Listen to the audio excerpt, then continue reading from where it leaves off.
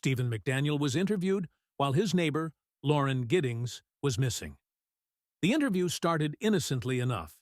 McDaniel provided possible explanations for her disappearance, speculating just like anyone would in such a situation. But then, everything changed. About a minute into the interview, the reporter broke the news that the police had discovered a body during their investigation. And McDaniel's reaction? He broke down right there, sitting on the grass, seemingly overwhelmed with emotion. At the time, many viewers mistook his reaction for shock or grief. But that wasn't grief. It was panic. McDaniel continued the interview, but the cracks were showing. His nervousness, his distress, they weren't just because of the body. He was realizing that his days as a free man were numbered. Just hours later, the police searched McDaniel's room. He was sweating, behaving erratically, and during the search, he drank an astonishing 10 bottles of water. Police found incriminating evidence linking him to the murder. After 10 months in custody, McDaniel confessed to the gruesome crime. He had strangled and dismembered Lauren Giddings. Living there? Yeah, Lauren was my neighbor. We're just trying to find out where she is at this point. I mean, no one has seen her since Saturday. I mean, the last time anyone heard from her was an email that she sent out, and I mean, no one's heard from her since. Did you see her hang out with anyone at the time or anything like that? I mean, no one has seen her since Saturday. I haven't seen anything. I mean, I've always heard noise outside, but it's just people walking by pretty much. And she just recently graduated from Mercer? Yeah, she and I were both JD students. We graduated back in May. What kind of person was she? I mean, what did you see her? I mean, she's as nice as can be. I mean, very personable, very much a people person. Do you know any enemies she might have had, somebody that might want to hurt her? No, we don't know where she is. I mean, the only thing we can think is that maybe she went out running and someone snatched her. Because, I mean, we went over, one of her friends had a key, we went inside and tried to see if there was anything amiss, but, I mean, she had a door jamb that was sitting right by it, so there was no sign that anyone broke in. I mean, the door was locked when everyone got here. I mean, we just don't know where she is. What about in the parking lot area? I know they've been doing a lot of, I think that's where they have recovered the body or whatever they recovered from there. Body? Had you seen anything there? Had you seen anything there? I mean, we don't know if this is the same person. You know what I mean? Like, they took out a body there earlier. We don't know if it's the same person or not.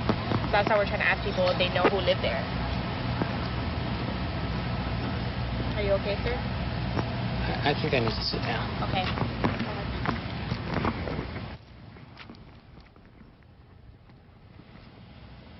Ian Huntley. In August 2002, two 10-year-old girls, Holly Wells and Jessica Chapman, went missing in the small village of Soham, England.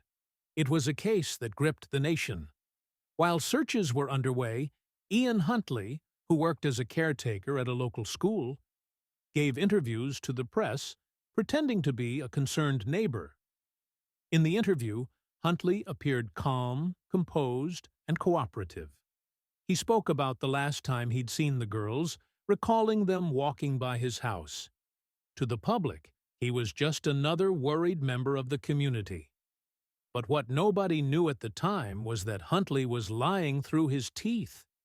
He had lured the two girls into his home and murdered them. As the community searched for the missing girls, he was hiding the terrible truth. How do we know they were here at 6:15? Well, we have an eyewitness. Ian Huntley here is a familiar figure. Evening, Ian. You're the school caretaker. The girls, Jessica and Holly, would know you, and they saw you on the front doorstep. What went on? Well, I don't know the girls. I stood on the front doorstep grooming my dog down. She'd run away and come back a bit of a mess. They just came across and asked how Miss Carr was, as she used to teach them at St Andrews. I just said she weren't very good, as she hadn't got the job. And they just said, please tell her that we're very sorry. And off they walked in the direction of the library over there. Gerard Baden-Clay. In April 2012, Gerard Baden-Clay appeared on camera, pleading for his wife Allison's safe return. Unbeknownst to everyone, he had already murdered her and dumped her body by a creek. It took police 2 weeks to find Allison's remains, and although a post-mortem couldn't determine the exact cause of death, Gerard was charged with murder and interfering with a corpse. Investigations revealed that Allison had a $500,000 life insurance policy, and Gerard, struggling financially, was having an affair. Many believed he killed her to start a new life with his mistress. He was convicted and sentenced to life in prison. Out of his parents' home, the pain and strain of the last 5 days was clear to see across Gerard Baden-Clay's face. I'm trying to look after my children at the moment. They've got 3 young girls, and we really trust that the police are doing everything they can to find my wife, and we just hope that she'll come home soon. 9 News understands Mr Baden-Clay has hired lawyers and has been in regular contact with detectives. I've spoken to the police about everything, and I've had no contact from her at all. Allison disappeared last Thursday night and hasn't been seen or heard from since. Her mobile phone is also missing and her bank account has been untouched. Was she upset before she went away? No, and the police, I've tried to help the police as much as I can, and we all have, and everything we've got, so thank you, I'm sorry. The family car has been impounded and is undergoing scientific examination. But Mr Baden-Clay was behind the wheel of a friend's car when he lost control of it on Sunday, crashing into a pole outside the Indooroopilly shopping centre. The well-known real estate agent spent time in hospital. I was hurt a little bit, but I'm okay. The search for Allison has now intensified around Brookfield and expanded to include Kenmore Hills, Pullen Vale and Bellbowrie. Property owners have again been asked to check their own land. Chris Watts, and one of the most popular cases, Chris Watts. In August 2018, Chris Watts made a heart-wrenching TV appeal, pleading for the safe return of his pregnant wife, Shanann, and their 2 young daughters, Bella and Celeste, who had been reported missing. While he portrayed a concerned and devastated husband, the truth was far darker. Just days earlier, Watts had brutally murdered his family, hiding their bodies at his worksite, his daughters in oil tanks, and Shanann in a shallow grave. Investigators quickly saw through his act, and after failing a polygraph test, Watts confessed to the murders. He was sentenced to life in prison without parole. Chris Watts, W-A-T-T-S. Wow. What's going on right now around your house? Right now it's you got K9 units, the sheriff's department. Everybody's like they're doing their best right now to figure out like if they can get a scent, see where they went. If they went on foot, they went in a car, or they went somewhere. And right now it's just like they've been on point. They're going through the house trying to get a scent, and hopefully they can pick something up to where it's going to lead to something. What happened? Your wife came home. Tell me what's... She came home from the airport 2 a.m. and I left around 5:15. She was still here. And like about 12:10 in that afternoon, her friend Nicole showed up at the door. Like I had texted Shanann a few times that day, called her, say, but she never got back to me, but she wasn't getting back to any of her people as well. And that's what really concerned a lot of people is like, if she's not getting back to her, like if she doesn't get back to me, that's fine, like she gets busy during the day, but she didn't get back to her people, which was very concerning. And Nicole called me when she was at the door, and that's when I came home and then walked in the house, and nothing was vanished. Nothing was here. I mean, she wasn't here, the kids weren't here, nobody was here. What's your wife's name? Shanann, S-H-A-N-A-N-N. What's your kids? Bella and Celeste. How do you spell Celeste? C-E-L-E-S-T-E. How old are your daughters? 4, Bella's 4, Celeste is 3. And so, how many times did you try calling her? I called her 3 times, texted her about 3 times just to say, what's going on. Like because after I called her and texted her once, it's like maybe she was just busy. Like she had just gotten back. Like everybody's probably calling her from her trip. She just got back from Arizona, and I figured she was just busy. But when her friend showed up, that's what it was like. It registered like, all right, this isn't right. Do you think think she just took off? Do you think? I mean, right now I don't even want to just like throw anything out there. Like, I hope that she's somewhere safe right now and with the kids. But I mean, could she just taken off? I don't know. But if somebody has her and they're not safe, like, I want them back now. Like, that's what's in my head. Like, if they're safe right now, they're gonna come back. But if they're not safe right now, that's the not knowing part. Like, if they're not safe, last night I had every light in the house on. I was hoping that I would just ran over by the kids running in the door and just like barrel rushing me, but it didn't happen. And it was just a traumatic night trying to be here. I'm gonna ask some kind of tough questions. Your relationship with the kids. Yeah, my kids are my life. I mean, those smiles light up my life. And there's like, I mean, last night, like during when they usually eat dinner, it was just like I missed them. Like, I mean, I missed telling them, hey, you got to eat that or you're not gonna get your dessert, and just like you're not gonna get your snack after. I missed that. Like, I missed them, cuddle up on their couches. They have like a Minnie Mouse couch and a Sophia couch that they cuddle up on and watch, Bubble Guppies or something. And it was just like, it was tearing me apart last night, and I needed that. I needed that last night, and for nobody to be here last night and to go into their rooms and know that I wasn't going to turn the rain machines on, and I know that I wasn't going to turn their monitor on, and know I wasn't going to kiss them to bed tonight. It was that's why last night was just horrible. I couldn't do it. I want everybody to just come home. Like, wherever they're at, come home. That's what I want.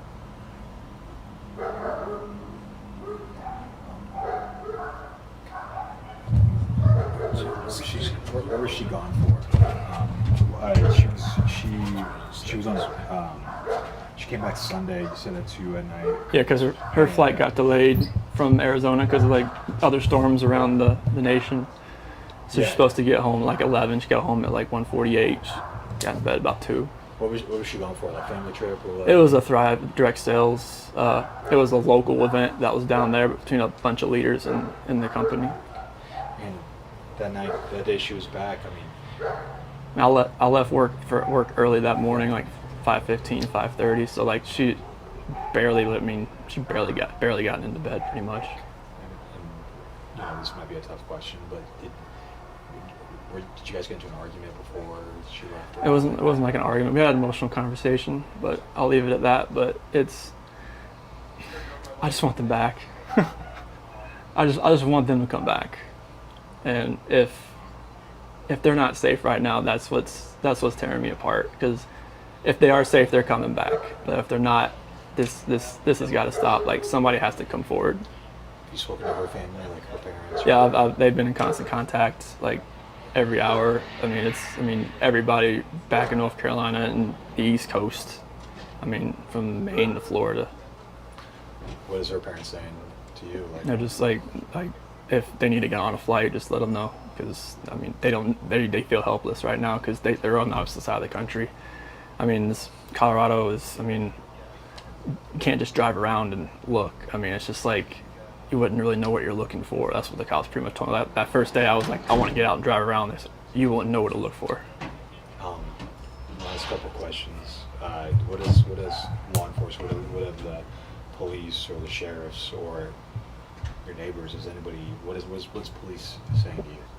Right now, this is what they're doing right now is with the canines in the sense. I think this is the biggest thing. This is the biggest thing they've done so far because yesterday the Frederick Police Department did all the searching of the house and tried to gather whatever information they could. And with the detectives, officers, and sergeants, and today it's, I mean, obviously with all the activity that's around, there's a lot going on around here, and I really hope that all of this can lead to something positive. What did your neighbors, did they see anything? Did your neighbors see anything? No, like the police department went door to door asking, like, cameras and everything, just like nothing. And my last question, if you have any though, so feel free to step in. My last question is, if your wife can see this, if she can watch these, what would you like to tell your wife and your kids? Shanann, Bella, Celeste, if you're out there, just come back. Like, if somebody has her, just please bring her back. I need to see everybody. I need to see everybody again. This house is not complete without anybody here. Please bring her back. That's it. I can take that mic off you. Christy Abraham. Christy Abraham was recorded just weeks after the murder of her daughter, Kayla. In a visibly distraught state, Christy pleaded for her daughter's safe return, all while knowing that Kayla's body had been stuffed in a suitcase, burned, and buried in a shallow grave. Christy was ultimately sentenced to 22 years in prison for her crime, while her accomplice, Robert Smith, received at least 12 years for his role in the horrific treatment of the child. The shocking nature of this case serves as a reminder that those who seem to be victims can often be the true perpetrators. Rob, do you want to...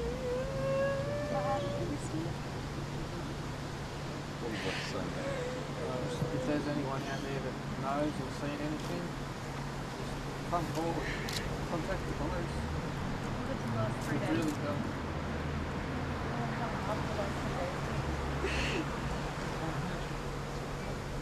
Seek help.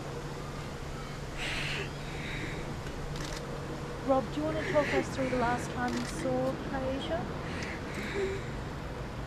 Last time I saw her, we were watching a movie together, you know.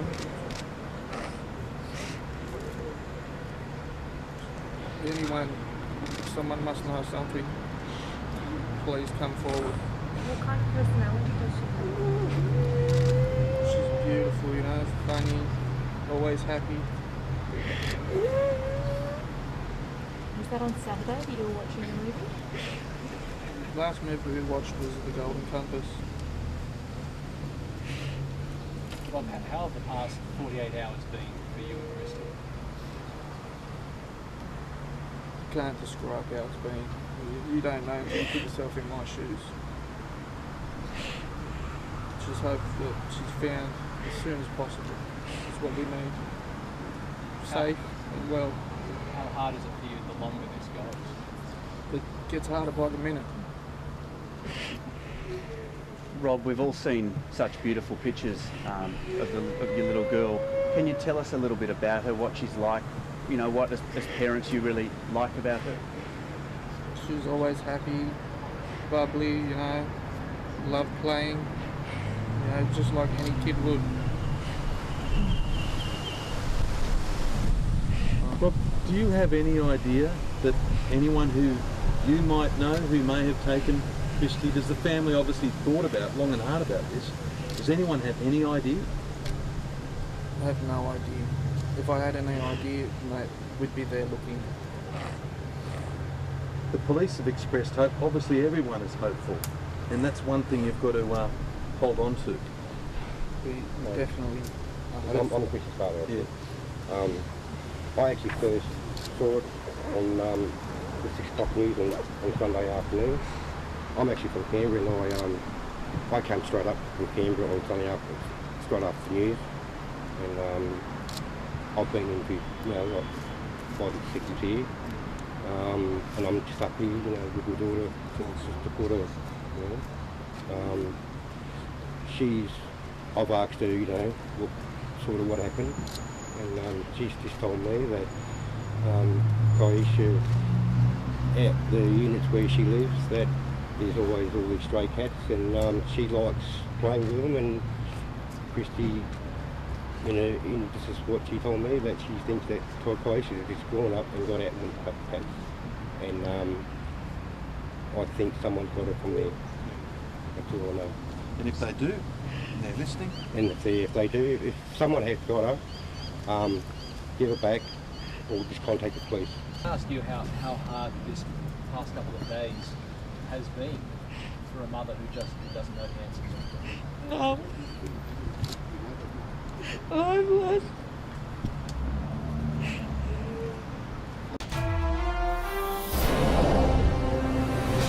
Ryan Champion. Behind the doors of a quaint Kentucky farmhouse, a horrific crime scene unfolded. 4 family members, Lindsay Champion, his wife Joy, their daughter Emily, and a handyman were all found dead from gunshot wounds. The sole survivor, Ryan Champion, initially portrayed himself as a hero, claiming that the handyman, Vito Riservato, had kidnapped him and Emily before turning the gun on their family. However, just days later, investigators revealed a shocking twist. Ryan was charged with orchestrating the murders as part of a murder-for-hire scheme. Evidence suggested that he had hired Riservato to kill his own family before fatally shooting him in a staged self-defense scenario. As the community mourned the tragic loss, Ryan's trials revealed a more sinister reality behind the facade of a grieving son. Okay. Is that cat okay the way it is? Yeah, that's fine. I can see that. I guess, just so I have it spelled correctly, I obviously already have your name, but R-Y-A-N, no surprises on that? That's correct. Okay, and the last name? Champion. Okay. I guess the first question in all this, I mean, this has been a horrific 24 hours. How are you personally holding up? You seem remarkably composed. Well, I'm just, I've got one of those mentalities to just soldier through something. Really, that's what's been carrying me through, is that, you know, things need to be done. Especially, you know, some people aren't doing so well. And to be honest, I really don't know yet, really, how to feel about any of it. I was kind of at a crossroads of being glad to get out of there, but at the same time, it was horrible. And it never really set in, you know, never really set in until I'd say it took really a good hour to sink in. KSP has been releasing quite a few details over the last 24 hours. We know your sister was there, you were there, your parents were not, they came home. Without giving too much away that would, you know, kind of impede an investigation, I mean, set the scene. You and her were there? Well, I think that nudges into one of the things that I've been instructed not to talk about yet. Okay. They named this person today. We have the picture, we have the name. I understand he was doing some work for the family. What was he doing? Well, I'm not sure I'm cleared to release that yet, but he was a new person to all of us. His relationship to us was only a couple of days old, but I don't think I can go into any more detail than that. I know the part that people are going to be very curious about is the part you can't really talk about, but your interaction with him, I mean, at some point were you worried that, you know, you were going to not survive as well, just like your parents and your sister? Very much so. Very much so. The whole experience was confusing. Without going into any details, I can say that from the start of when everything bad happened, my nerves were shot almost straight from the beginning in a split second. But I was constantly trying to zone in on if I could do something. I was always looking for an opportunity, but it was so confusing. I'd love to tell you more about the scenario, but it was a very confusing scene, and it was my impression through a lot of it that he was just, something wasn't right, that he acted erratically the entire time, and I could never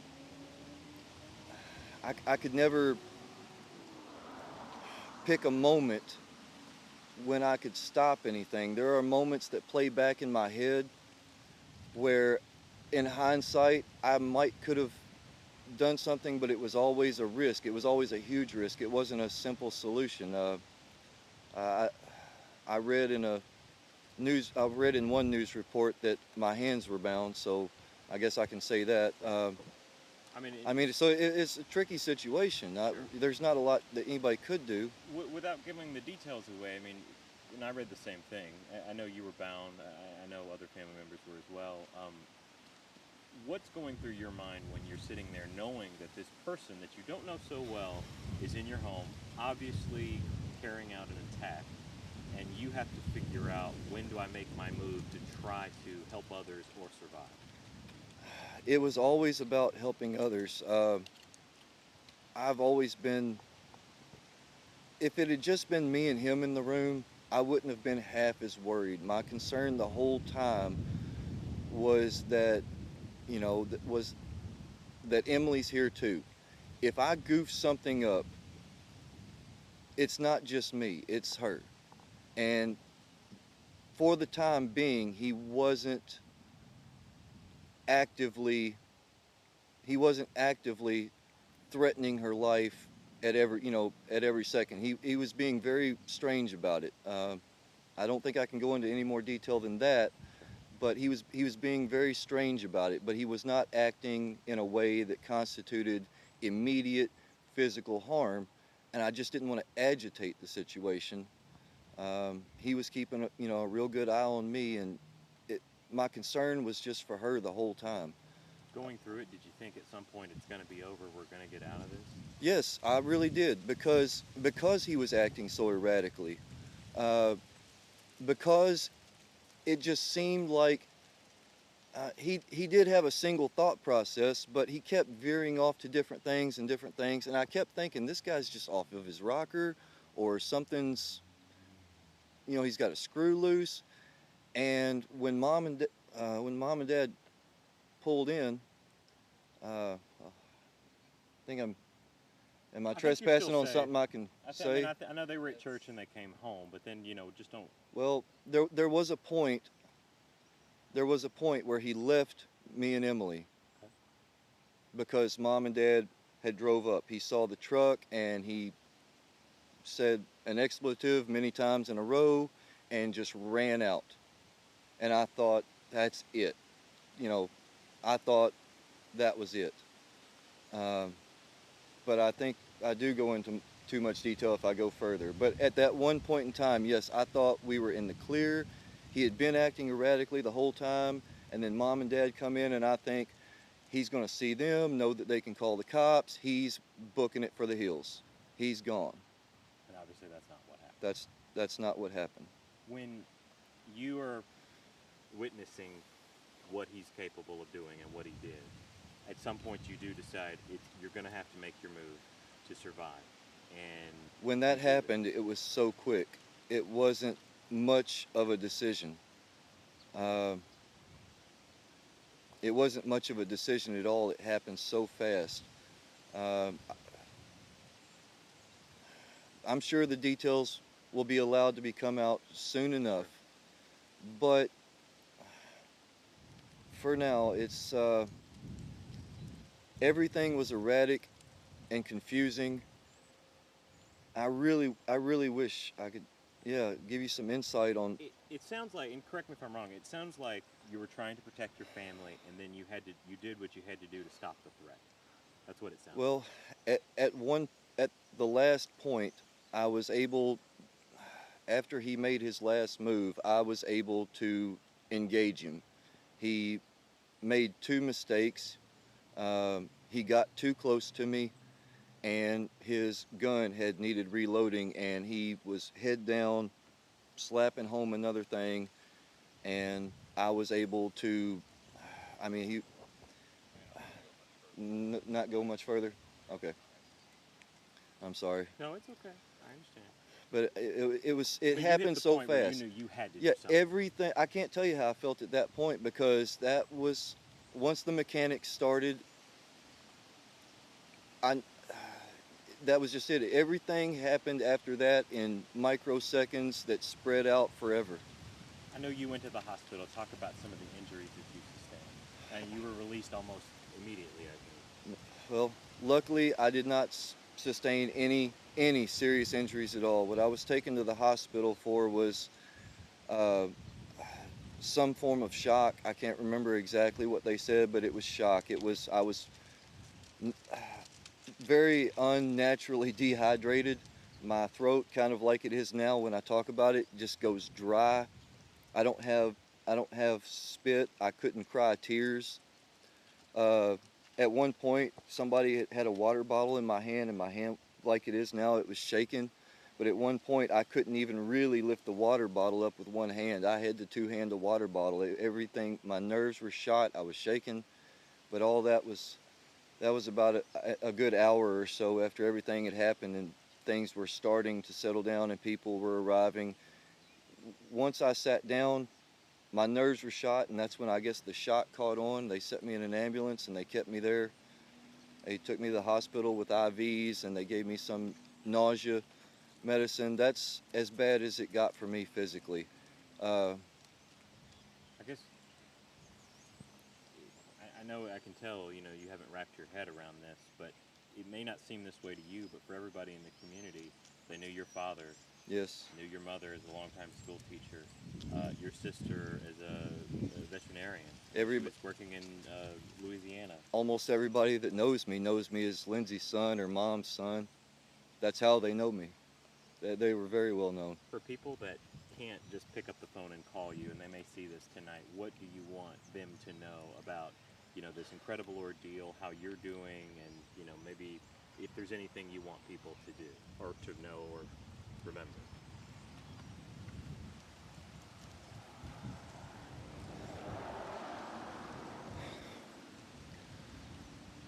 My parents were unbelievably good people. Unbelievably good people. This guy, he was awkward at best when he talked to people. Awkward at best. And he didn't make a very good presentation of himself. He kind of came off as, he kind of had a vibe that would, you know, make old people uneasy a little bit. He's not, you know, he just kind of had that way, and that factors into this. He came over, he had come over a previous night and had said something about he ran out of gas. And I can't get into any more details than that, but I only said that much to say this, that he came over to their house. Mom was scared seeing somebody that late at night.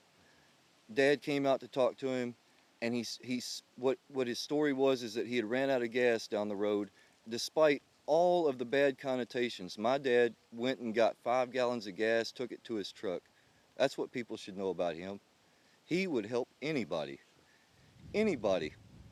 It didn't matter who you are, what you look like, where you're from. That's who he was. He didn't.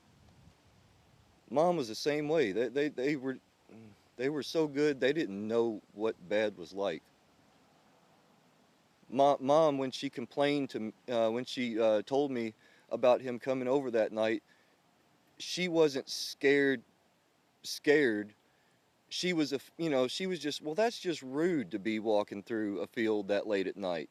You know, that's her mindset. She couldn't understand bad. That's how good they were. They didn't lock their doors. Their friends and families loved them, and they'd help anybody. They'd help anybody. Anything else you wanted to get across about your sister, your, you know, state of mind, anything like that? I wish I could, but I think again that trespasses onto what I can't talk about just yet. I appreciate you know, being strong enough to, you know, speak to us about that. And, you know, you have my word. We're not out to make any, you know, mess it up what they're trying to do. And you're right. more of the details will come out later, but that's not the intent today. Right, and if more details come out, I can give more details, Sure, but I have to be very respectful of the investigation. Right. I have to be respectful of the people involved. Sure. Is there a number we can reach you at, or would you rather me call him? What would you feel more comfortable with? I'd prefer any further contact to be linked through Justin. Understood. Okay, perfect. Do you know, and this can be, we can say this or we can't, I mean, are there any plans for arrangements yet? Or you're not that far? Well, we have a good idea. I'm pretty sure, I don't know, I've been, actually it's my aunts that have been handling more of that end so far. Understood. And they've told me enough that I know that they know what's going on. Sure. And it's coming along. Yes. Sure, okay. Well, thank you again. I'm so happy that you were, composed enough to talk to us, but my condolences to you. I didn't mean to, I don't want you to feel like we're trying to make you do this or anything. I think a lot of people are worried I understand. about you. One of my big concerns is that I've been flooded on Facebook and text and phone calls. Sure. And for the longest time, especially during the worst part of yesterday, my phone's been dead. I haven't been able to return anything. And then every time I do turn my phone on, my battery loses